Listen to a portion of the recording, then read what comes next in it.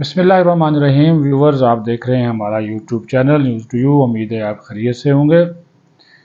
आज भी हम आपको बताएंगे कि इमरान खान के साथ गुफ्तगू के लिए, बातचीत के लिए क्या पापड़ बेले जा रहे हैं और बाज़ यूथियाज जो हैं, लीडर्स, किस तरह मिन्नत तरले भी कर रहे हैं, गुजारिशें भी कर रहे हैं।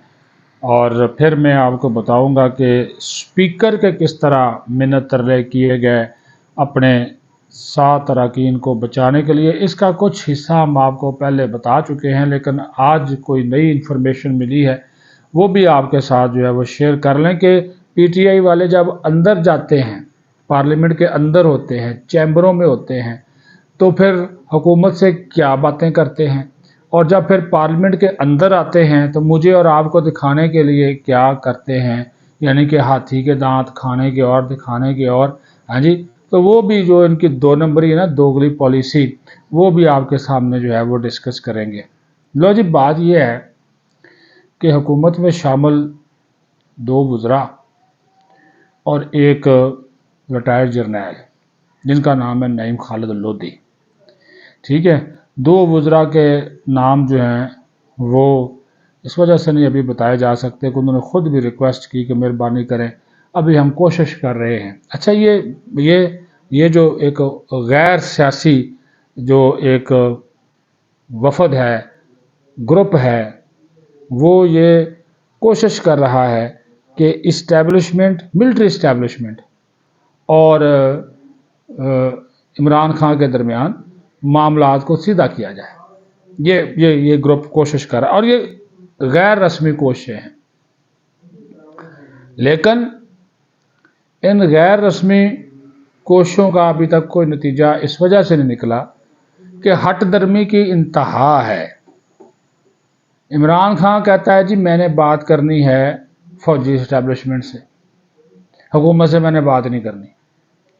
हुकूमत कहती है कि जब उसने हमसे बात नहीं करनी तो हम क्यों करें।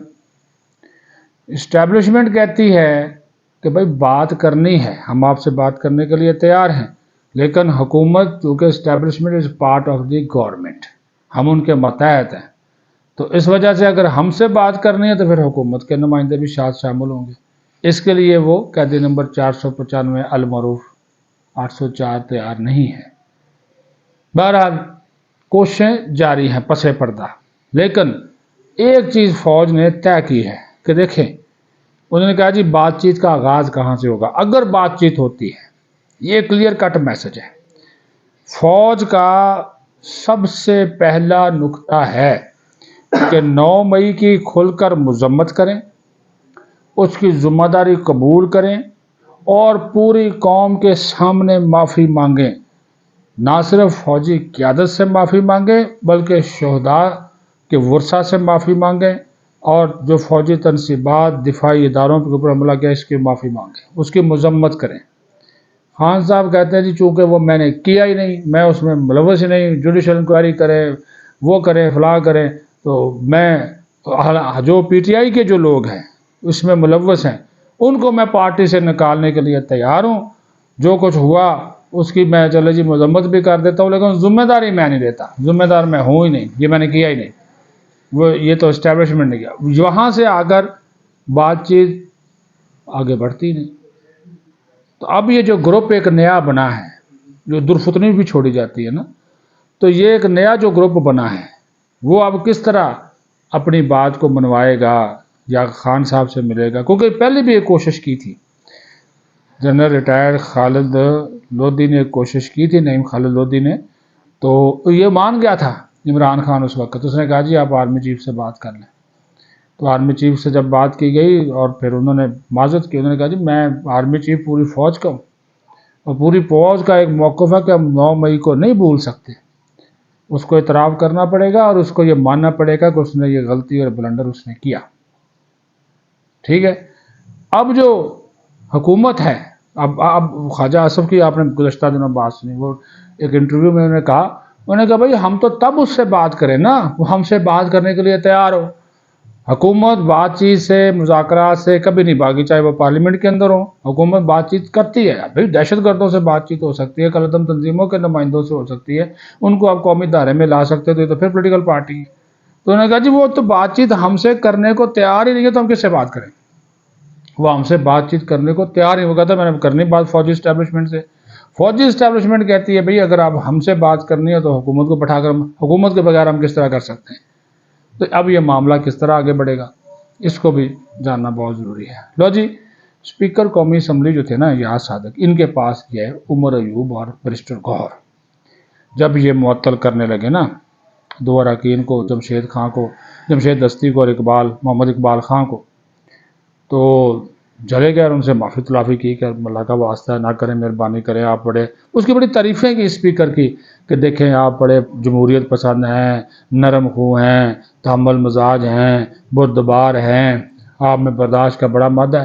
جانے دیں ہم. اچھا پھر یہ بھی آفر کی کہ یہ آپ سے معافی مانگ لیں گے جی، آپ کے چیمبر میں آپ کسٹوڈین آف دا ہاؤس سے آپ سے معافی مانگ لیں گے، آپ ان کو معطل نہ کریں. اسپیکر نے کیا کیا، اس نے بلایا وہ سی سی ٹی وی والوں کو، آؤ جی ادھر آؤ.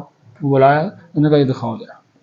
دکھا دی سی سی ٹی وی فوٹیج میں 9 بندے انہوں نے پن پوائنٹ کر دیے. انہوں نے کہا بھائی جان یہ آپ کے 9 بندے ہیں، یہ سیٹیاں مار رہا ہے، یہ گالیاں دے رہا ہے، یہ باجے بجا رہا ہے، یہ خواتین پہ جملے کا اثر، یہ جمشید دستی صدر زرداری کی طرف پوسٹر پھینک رہا ہے، یہ میری کرسی کی طرف آ رہے ہیں، یہ شباز شریف کی طرف جا رہی ہے، شباز شریف کو گالیاں دے رہا ہے. سب اس نے کہا جی یہ 9 بندے ہیں آپ کے. ٹھیک ہے.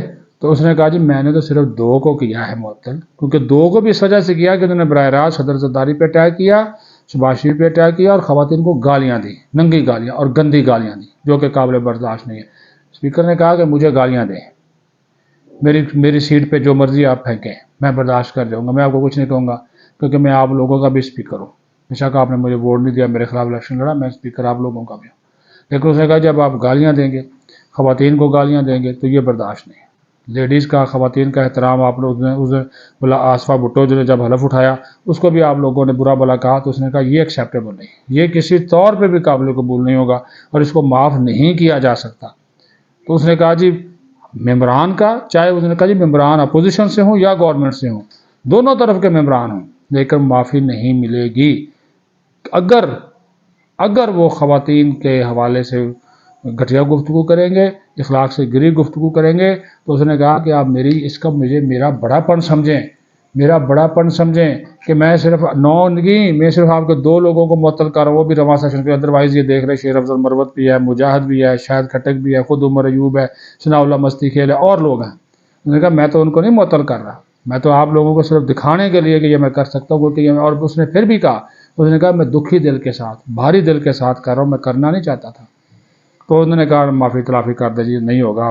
وہ بھی معافی مانگ. انہوں نے کہا نہیں، یہ روایت بن جائے گی اور یہ میں روایت قائم نہیں ہونے دوں گا. چلو جی ادھر معافیاں مانگی، جیسے یہ وان میں چلے گئے وہاں پہ جا کر پھر وہی ہلڑ بازی، وہی احتجاج، وہی ہنگامہ، وہی نعرے بازی کا سلسلہ جو ہے وہ شروع کر دیا. اور جاتے ہی پھر اب اسپیکر سے پاس سے ہو کر آئے ہیں اور اس کے منتیں ترلے کر رہے تھے، معافیاں مانگ رہے تھے. اور جیسے اسپیکر نے 2 کو معطل کرنے کا اعلان کیا، دڑا دڑ اسپیکر کے اوپر جناب وہ کاغذ پھینک دیے، کتابیں پھینک دیں، ورقے پھاڑ کر جو ہے وہ پھینک دیے، ایجنڈا پھاڑ کر پھینک دیا. ہاں جی، اندر کچھ کرتے ہیں باہر کچھ کرتے ہیں، یعنی کہ ان کا جو قول و فعل کا تضاد ہے وہ ختم ہی نہیں ہوتا.